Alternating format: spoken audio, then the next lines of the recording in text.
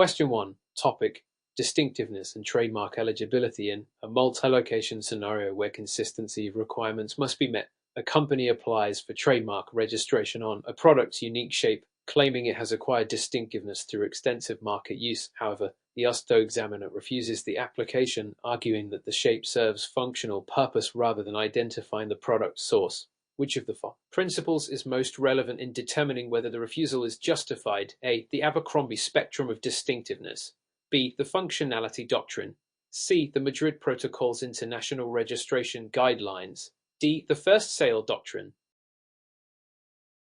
Answer: B. The functionality doctrine. Explanation: a product's shape or design can only be registered as trademark if it is not functional and has acquired distinctiveness. The functionality doctrine states that if product's shape or design is essential to its use, purpose, or affects cost or quality, it cannot be protected as trademark. The Supreme Court case Traffics Devices Inc. v. Marketing Displays Inc.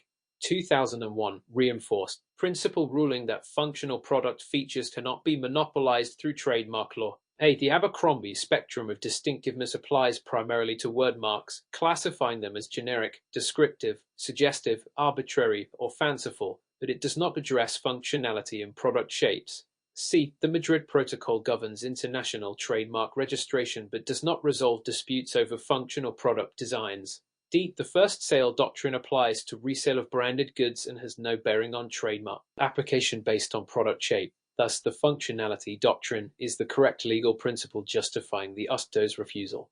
Question 2. Topic: Trademark infringement and enforcement. During a major transformation where existing methods of brand enforcement are being challenged, a well-known luxury brand sues an independent retailer for selling grey market versions of its handbags, genuine products imported from foreign country without authorization. The retailer argues that since the products are authentic, there is no infringement. Which legal principle determines whether the brand owner can stop the sales? A. Nominative fair use. B. Grey market goods doctrine. C. Likelihood of confusion test. D. Trademark dilution by blurring.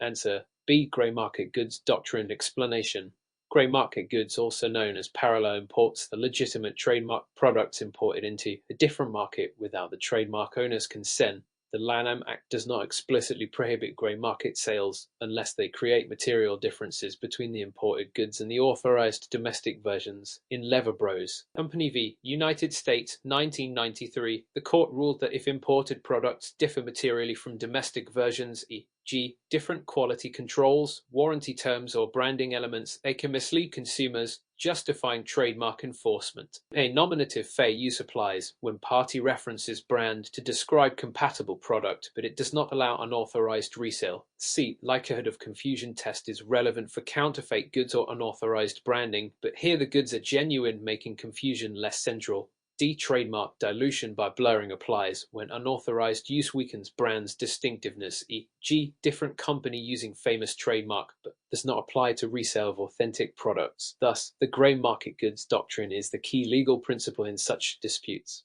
Question 3. Topic: Opposition and cancellation proceedings. In a case where multiple parties have different objectives, a new tech company files a trademark for Quantum Byte in the software industry. However, a well-established firm owns a registered trademark for Quantum in the cybersecurity space and files an opposition. The USDO Trademark Trial and Appeal Board, TTAB, must decide whether Quantum Byte should be registered. What is the prime legal test they will use to resolve the dispute?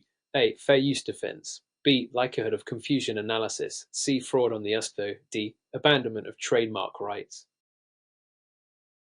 Answer: B. Likelihood of confusion analysis. Explanation: under 15 U.S.C. SS 1052 D of the Lanham Act, trademark application can be refused if it is likely to cause confusion with an existing registered mark. The USDO's likelihood of confusion test considers multiple factors from INRI by DuPont Nemers and Company 1973, including similarity of marks, Quantum versus Quantum Byte, similarity of goods services, software versus cybersecurity, strength of the prior mark, a quantum being widely recognized in tech, evidence of actual confusion or potential consumer overlap. A. Fair use defense is an affirmative defense used in infringement cases, not in opposition proceedings. C. Fraud on the USDO, when an applicant knowingly submits false information, which is not alleged here, D. Abandonment of trademark rights requires proof that the existing mark has not been used for 3 years, which is not relevant in this case. Thus, the likelihood of confusion analysis is the legal standard that will determine the outcome of the opposition.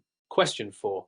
During an emergency response where multiple areas are impacted, a global company discovers that its registered trademark is being used by unauthorized third parties in multiple jurisdictions. The company holds a U.S. federal trademark registration and an EU trademark, but notices that its brand name is being used in several non-Madrid Protocol countries. What is the best legal strategy for the company to protect its rights, and which laws or treaties govern this process? A. File a single international trademark infringement complaint under the Madrid Protocol to enforce its rights globally. B. Initiate local enforcement actions in each country where infringement occurs, utilizing national trademark laws. C. Rely solely on the European Union Intellectual Property Office (EUIPO) and USTA registrations to demand takedowns of unauthorized use worldwide. D. Allow the unauthorized use to continue unless the company can prove actual financial loss in every jurisdiction where the infringement occurs. Answer: B. Initiate local enforcement actions in each country where infringement occurs, utilizing national trademark laws. Explanation: the Madrid Protocol facilitates international trademark registration but does not provide a single global enforcement mechanism. Each jurisdiction must enforce its own trademark laws. The Paris Convention for the Protection of Industrial Property, 1883, allows trademark owners to claim priority rights in member countries, but does not replace local enforcement. EUIPO and USTA registrations protect marks within their respective territories, but do not extend enforcement power globally. Actual financial loss is not always required to take action. In many jurisdictions, likelihood of confusion or dilution can be sufficient grounds for enforcement.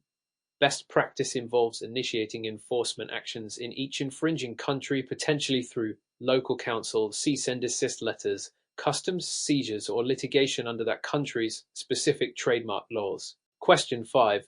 When developing a solution that must address opposing needs, a company seeks to balance trademark distinctiveness with the risk of genericide. The company owns a well-known brand that has become widely used by consumers to describe an entire category of products. What legal strategy should the company adopt to prevent its trademark from becoming generic? A. Actively police and prevent the unauthorized use of the trademark, including stopping competitors and the public from using it as a generic term. B. Accept that widespread consumer usage naturally leads to genericide and focus on rebranding efforts rather than legal enforcement. C. File for multiple variations of the trademark, including common misspellings, to prevent it from entering the public domain. D. License the trademark to under strict guidelines to control its use while maintaining its legal protection.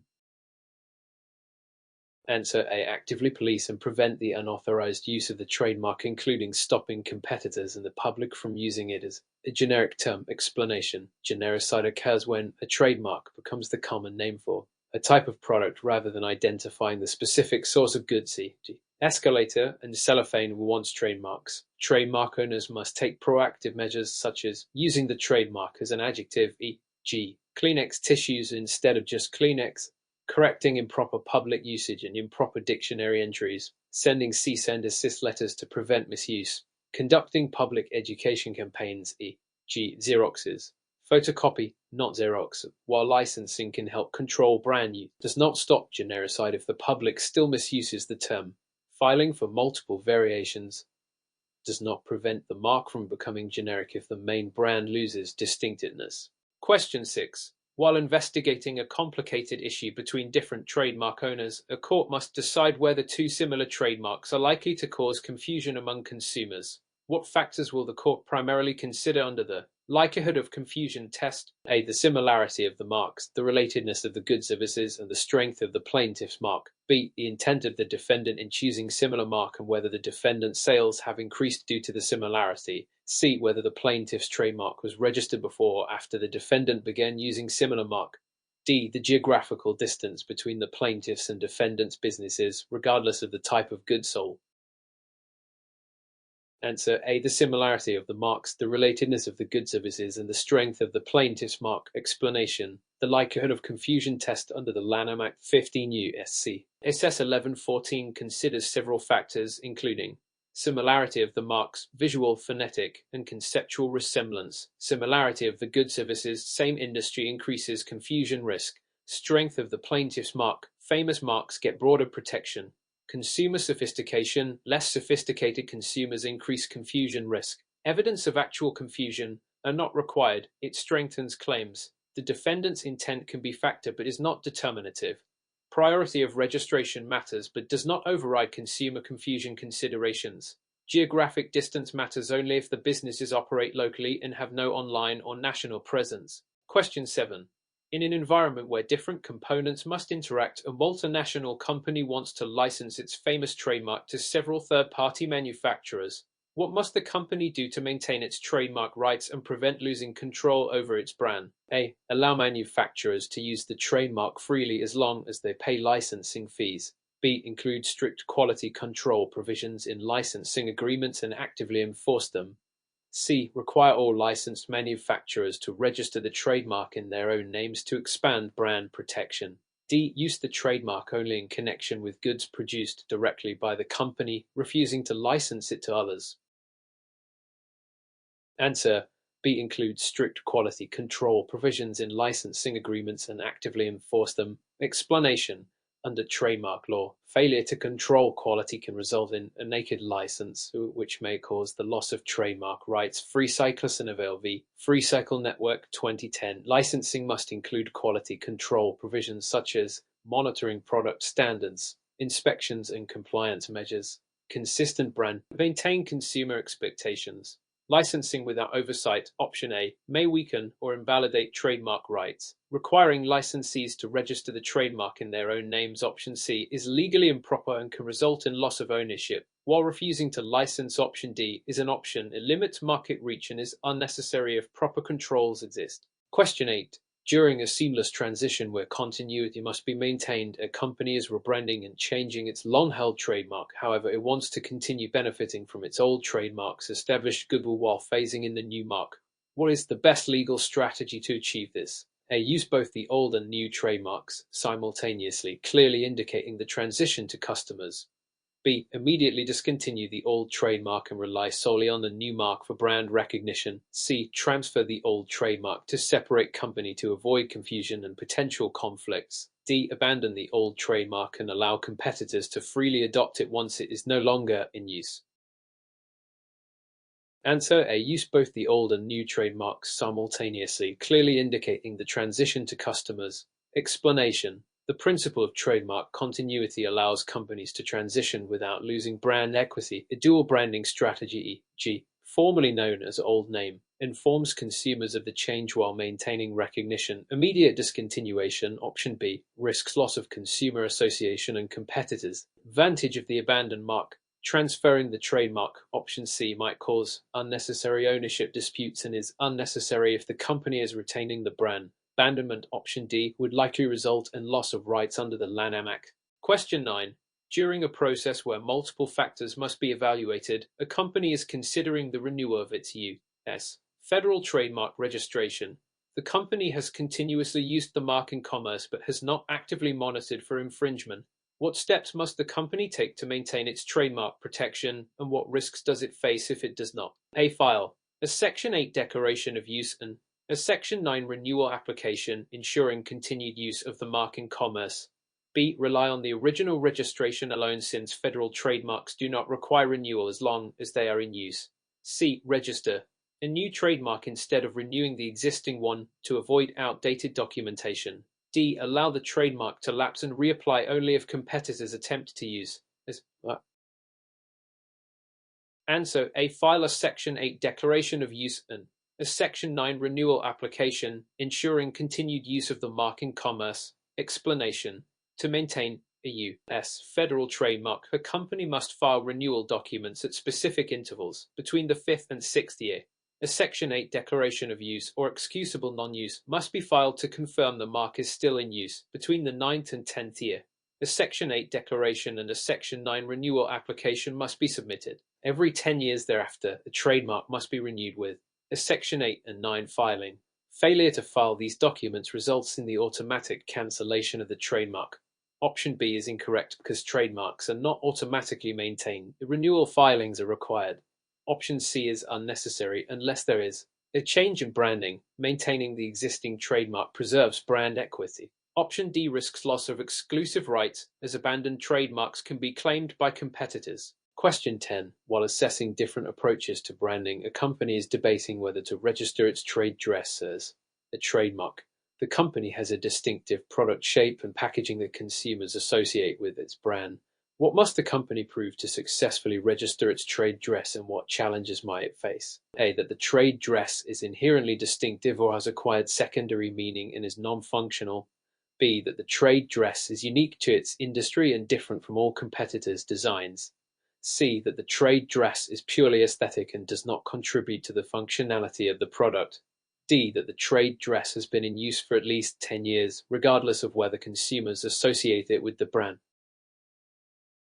Answer A. That the trade dress is inherently distinctive or has acquired secondary meaning and is non-functional. Explanation. Trade dress refers to the overall look and feel of a product or its packaging. To register trade dress under the Lanham Act, the applicant must show distinctiveness, either inherent distinctiveness immediately recognizable as a brand identifier, or secondary meaning consumers have come to associate the design with the brand, and non-functionality. If the design provides a functional advantage, e.g. a unique bottle shape that makes pouring easier, it cannot be protected as trade dress. Option B is incorrect because a trade dress does not need to be unique across the entire industry but must be distinctive within its product category. Option C is incorrect because aesthetics alone do not determine trade dress eligibility.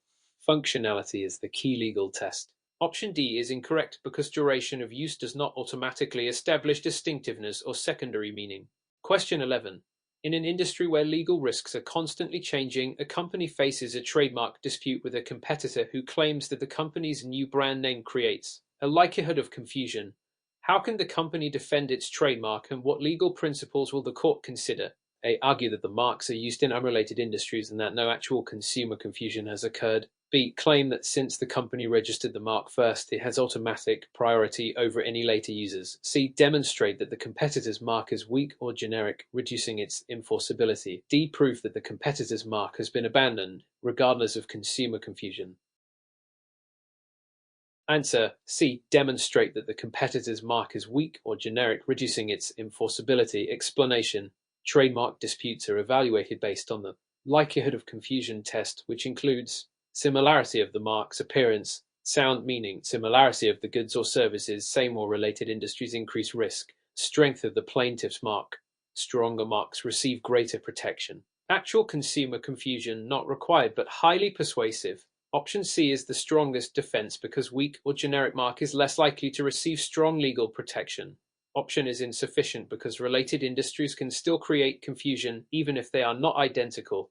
Option B is incorrect because priority alone does not override likelihood of confusion. Option D is irrelevant unless there is clear evidence that the competitor has abandoned the mark with no intent to resume use. Question 12.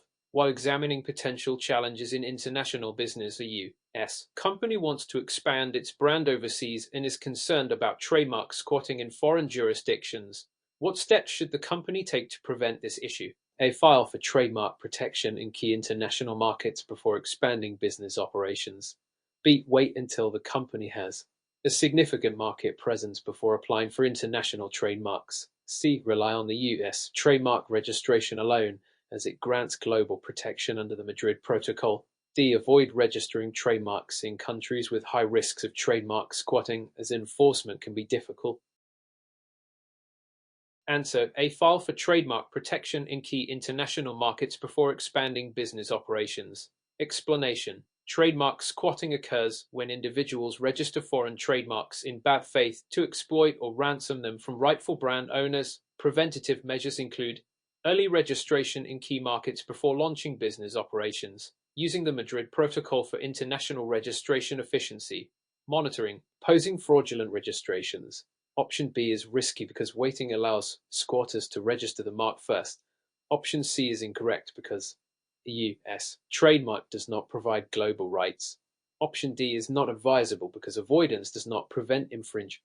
Question 13. While considering various strategies, a company is determining how to protect its trade secrets. What legal protections are available under U.S. law, and what steps should the company take to maintain trade secret protection? A. Rely solely on non-disclosure agreements (NDAs) to prevent employees and third parties from disclosing trade secrets. B. Protect trade secrets under the Defend Trade Secrets Act (DTSA) and take reasonable measures to maintain secrecy. C. Register trade secrets with the U.S. Patent and Trademark Office (USTO) to secure legal protection. D. Publish limited details about the trade secret to establish ownership while maintaining confidentiality over key aspects.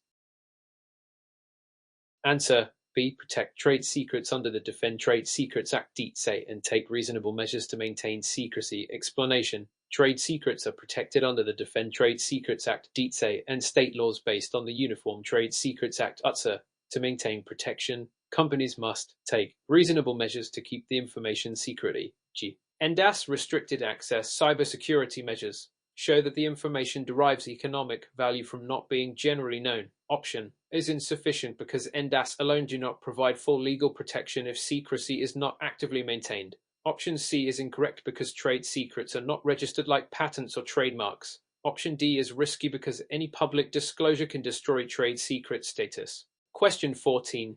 During a competitive market analysis, the company finds that a competitor is using a similar slogan. What legal steps can the company take to enforce its rights, and how does the strength of a slogan as a trademark affect enforceability? A. Prove that the slogan has acquired distinctiveness and is not merely descriptive. B. Argue that all slogans are automatically protected as trademarks without needing registration. C. File a copyright claim instead of a trademark claim, as slogans are protected under copyright law. D. Send a cease and desist letter without proving consumer association with the slogan. Answer A. Prove that the slogan has acquired distinctiveness and is not merely descriptive. Explanation: slogans can be trademarked if they are distinctive and identify a specific source of goods or services. Descriptive slogans must acquire secondary meaning, consumer recognition of the slogan as a brand identifier. Option B is incorrect because not all slogans qualify for trademark protection. Generic or overly descriptive phrases are not protected. Option C is incorrect because slogans are typically protected under trademark law, not copyright. Option D is ineffective unless the company has strong evidence of brand association. Question 15. Given the importance of legal compliance, a company wants to use comparative advertising to highlight differences between its product and a competitor's. What are the legal risks associated with comparative advertising, and what must the company do to ensure compliance? A. Ensure that all claims are truthful, not misleading, and supported by objective evidence. B. Avoid naming competitors directly to prevent any possibility of legal disputes. C. Exaggerate differences between products to emphasize competitive advantages. D. Rely on consumer testimonials rather than objective data to justify comparative claims. And so they ensure that all claims are truthful, not misleading, and supported by objective evidence. Explanation: comparative advertising is legal under U.S. law but must be truthful and not deceptive. Key compliance factors include: claims must be substantiated with evidence. Misleading comparisons can result in false advertising claims under the Lanham Act. Disparagement without factual basis can lead to defamation lawsuits. Option B is unnecessary. Naming competitors is allowed if claims are accurate. Option C is incorrect because exaggerated claims without proof are deceptive. Option D is risky because consumer opinions are subjective and not always legally sufficient. Question 16. While assessing brand expansion opportunities, a company wants to license its trademark to a third party. What key considerations must be addressed in a trademark licensing agreement to protect the brand's value? A. The licensor must retain control over the quality of goods or services provided under the licensed mark. B. The licensee must have full autonomy in using the mark without oversight from the licensor. C. The licensor should grant exclusive rights with no possibility of revocation to ensure brand expansion. D. The agreement should not specify territorial or usage restrictions to avoid limiting market reach. Answer A. The licensor must retain control over the quality of goods or services provided under the licensed mark. Explanation: trademark owners must control how their marks are used to avoid naked licensing, which can lead to trademark loss. A proper licensing agreement should include quality control provisions to maintain brand integrity, clear usage restrictions, e.g., geographic limitations, product categories, termination To revoke rights if necessary. Option B is incorrect because lack of oversight weakens trademark protection. Option C is risky because irrevocable licenses limit brand control. Option D is incorrect because unrestricted licensing can dilute brand value. Question 17. While evaluating corporate liability, a company wants to prevent potential lawsuits related to product defects. What legal principles govern product liability, and how can a company minimize legal risks? A. Conduct rigorous product testing and provide clear warnings about potential risks. B. Assume that liability only arises if the company was negligent in product design. C. Avoid liability by disclaiming all warranties, even for essential product functions. D. Rely on third-party manufacturers to assume full responsibility for any defects. Answer: A. Conduct rigorous product testing and provide clear warnings about potential risks. Explanation: product liability can arise from design defects, inherent flaws in the product design, manufacturing defects, errors in production, failure to warn, insufficient instructions or warnings. Preventative measures include safety testing and compliance with industry regulations, clear warning labels and instructions, product recalls if issues arise. Option B is incorrect because strict liability applies even without negligence. Option C is misleading. Some warranties cannot be disclaimed. Option D is incorrect because companies can still be held liable for third-party manufacturing issues. Question 18. Considering the legal implications of employee termination, what steps should a company take to minimize the risk of wrongful termination claims? A. Clearly document employee performance issues and follow company policies before termination. B. Terminate employees at will without providing any explanation to reduce potential disputes. C. Avoid written records of termination discussions to prevent creating legal evidence. D. Rely solely on verbal warnings instead of written disciplinary actions. Answer: A. Clearly document employee performance issues and follow company policies before termination. Explanation: employers must follow due process when terminating employees to avoid wrongful termination lawsuits. Best practices include maintaining detailed records of employee performance and disciplinary actions, ensuring termination decisions comply with anti-discrimination laws, Titolo Moneda, ADIR, etc., providing clear reasons, termination in alignment with company policy. Option B is incorrect because while most employment is twill, or terminations can still lead to legal claims if discriminatory or retaliatory.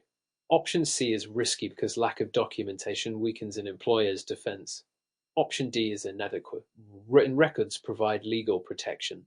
Question 19. While considering business expansion into international markets, what legal and regulatory challenges should a company evaluate before entering a foreign jurisdiction? A. Local labor laws, tax regulations, intellectual property protections, and trade restrictions. B. Only currency exchange rates and market competition. C. Relying on existing U.S. laws as they apply to all international business transactions. D. Expanding first, then addressing legal compliance as issues arise. Answer: A. Local labor laws, tax regulations, intellectual property protections, and trade restrictions. Explanation: expanding internationally requires understanding local laws and regulations including labor laws, minimum wage, working hours, employee rights, taxation policies, corporate tax rates, VAT, import-export duties. Intellectual property laws, trademark and patent protections vary by country. Trade restrictions and sanctions compliance with U.S. and foreign regulations. Option B is incomplete. Financial and competitive factors matter but do not replace legal due diligence. Option C is incorrect because U.S. laws do not override foreign laws in international operations. Option D is risky because non-compliance can lead to fines, bans, or legal disputes. Question 20. While reviewing corporate compliance policies, how can a company ensure it adheres to anti-bribery and corruption laws such as the Foreign Corrupt Practices Act (FEPA)? A. Implement a strict anti-bribery policy, conduct employee training, and monitor financial transactions. B. Ignore bribery risks in foreign operations if they are considered normal business practices. C. Allow small facilitation payments without internal reporting as they are minor expenses. D. Rely only on external audits instead of internal compliance programs. Answer: A. Implement a strict anti-bribery policy, conduct employee training, and monitor financial transactions. Explanation: the Foreign Corrupt Practices Act (FEPA) prohibits U.S. companies from bribing foreign officials. Compliance measures include written anti-bribery policies that are enforced at all levels, regular employee training on legal risks and reporting obligations, financial monitoring to detect suspicious payments. Option B is incorrect. Local customs do not override FEPA compliance. Option C is risky. Even small payments can violate anti-corruption laws. Option D is insufficient. Internal programs are essential to proactive compliance. Question 21. During a contract dispute, what legal principles determine whether a contract is enforceable or what factors might lead to a contract being void or voidable? A mutual assent, consideration, capacity, and legality are required for enforceability. B. Any agreement is enforceable even if one party was misled. C. Contracts without consideration are still legally binding. D. A contract is always enforceable once signed, regardless of duress or fraud. Answer: A. Mutual assent, consideration, capacity, and legality are required for enforceability. Explanation: for a contract to be enforceable, it must include mutual assent, both parties agree; consideration, something of value exchanged; capacity, both parties are legally competent; legality, contract must comply with laws. Option B is incorrect. Contracts entered into under fraud or misrepresentation may be voidable. Option C is incorrect. Without consideration, contract lacks key legal element. Option D is incorrect. Contracts signed under duress or coercion may be invalid. Question 22. Considering intellectual property protection, how does copyright law differ from trademark law in protecting business assets? A. Copyright protects original works of authorship, while trademarks protect brand identifiers. B. Copyright and trademark laws are identical in scope and protection. C. Copyright protects slogans and logos, while trademarks protect artistic works. D. Copyright is only applicable to physical books, while trademarks apply only to product names. Answer: A. Copyright protects original works of authorship, while trademarks protect brand identifiers. Explanation: Copyright law protects original works of authorship such as books, music, films, and software. Trademark law protects brand identifiers such as logos, slogans, and product names. Option B is incorrect. They have different legal protections. Option C is incorrect. Slogans and logos fall under trademark law, not copyright. Option D is incorrect. Copyright applies to digital and creative works, not just books. Question 23.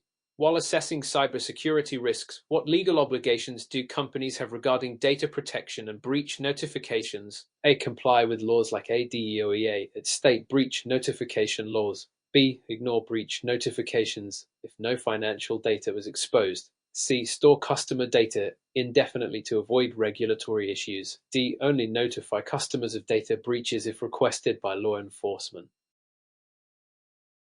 Answer: A. Comply with laws like ADDOE at state breach notification laws. Explanation: laws like the General Data Protection Regulation (EDPR) and California Consumer Privacy Act (CPA) require businesses to protect consumer data from unauthorized access, disclose data breaches to affected customers. Option B is incorrect.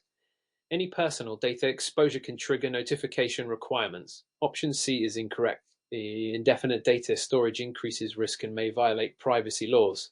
Option D is incorrect. Companies must notify consumers, not just law enforcement. Question 24. While considering business liabilities, how can a company reduce risks associated with independent contractors versus employees? A. Clearly define work scope, payment terms, and non-employee status in contracts. B. Treat independent contractors like employees for tax and benefits purposes. C. Avoid written agreements to maintain flexibility. D. Classify all workers as independent contractors to reduce costs.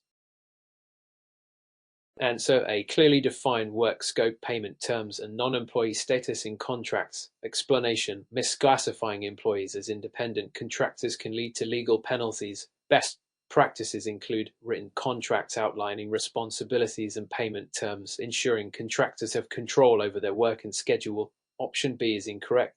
Treating contractors like employees may result in misclassification. Option C is risky. Written agreements protect both parties. Option D is illegal. Misclassification can result in fines and lawsuits. Question 25. While evaluating corporate governance structures, what are the key responsibilities of a board of directors in ensuring ethical business practices and regulatory compliance? A. Overseeing corporate policies, financial reporting, and risk management to ensure compliance. B. Making day-to-day operational decisions instead of executives. C. Allowing management to operate independently without oversight to promote efficiency. D. Prioritizing short-term financial gains over long-term corporate responsibility. Answer A. Overseeing corporate policies, financial reporting, and risk management to ensure compliance. Explanation. A board of directors plays a crucial role in corporate governance by ensuring compliance with legal and ethical standards, overseeing financial reporting to prevent fraud, managing risk and corporate strategy. Option B is incorrect. Boards provide oversight, not daily management. Option C is incorrect. Lack of oversight can lead to ethical and regulatory violations. Option D is incorrect. Long-term corporate sustainability should be prioritized. Question 26. While considering workplace discrimination laws, how can an employer ensure compliance with the Equal Employment Opportunity (EO) regulations? A. Implement anti-discrimination policies, conduct training, and enforce fair hiring practices. B. Hire employees based on personal preferences rather than qualifications. C. Avoid documentation of discrimination complaints to minimize legal liability. D. Only address discrimination issues when an employee files a lawsuit. Answer A. Implement anti-discrimination policies, conduct training, and enforce fair hiring practices. Explanation. The Equal Employment Opportunity Commission (EOC) enforces workplace discrimination laws, and employers must develop clear anti-discrimination policies, train employees and management on EO laws, investigate and document discrimination complaints. Option B is incorrect. Hiring must be based on qualifications, not bias. Option C is incorrect. Lack of documentation weakens an employer's legal defense. Option D is incorrect. Proactive measures prevent lawsuits. Question 27. While assessing financial risks in business operations, what steps should companies take to manage liquidity risks effectively? A. Maintain cash reserves, monitor cash flow, and diversify revenue streams. B. Invest all available funds into high-risk ventures for maximum profit. C. Rely solely on short-term debt financing for daily operations. D. Ignore liquidity risks since they only affect large corporations. Answer A. Maintain cash reserves, monitor cash flow, and diversify revenue streams. Explanation. Liquidity risk refers to a company's ability to meet short-term obligations. To manage it effectively, companies should maintain sufficient cash reserves, monitor and forecast cash flow, diversify income sources to reduce dependency on a single revenue stream. Option B is incorrect. High-risk investments can lead to financial instability. Option C is incorrect. Over-reliance on short-term debt can increase financial risk. Option D is incorrect. Liquidity risk affects businesses of all sizes. Question 28. While considering cybersecurity threats, what best practices should organizations implement to protect sensitive customer data from breaches? A. Encrypt data, use multi-factor authentication, and conduct regular security audits. B. Store all customer data indefinitely, even if no longer needed. C. Use a single password for all employees to simplify access control. D. Only invest in cybersecurity after experiencing a breach. Answer A. Encrypt data, use multi-factor authentication, and conduct regular security audits. Explanation. Organizations must proactively protect customer data by using encryption to safeguard sensitive information, implementing multi-factor authentication (MFA) to prevent unauthorized access, conducting regular security audits to identify vulnerabilities. Option B is incorrect. Data minimization reduces risk. Option C is incorrect. Unique passwords and access controls enhance security. Option D is incorrect.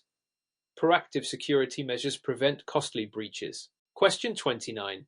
While analyzing intellectual property risks, what legal protections exist for businesses to safeguard proprietary information and prevent unauthorized use? A. Patents, trademarks, copyrights, and trade secrets. B. Relying on verbal agreements instead of legal protections. C. Avoiding patents to prevent competitors from learning about innovations.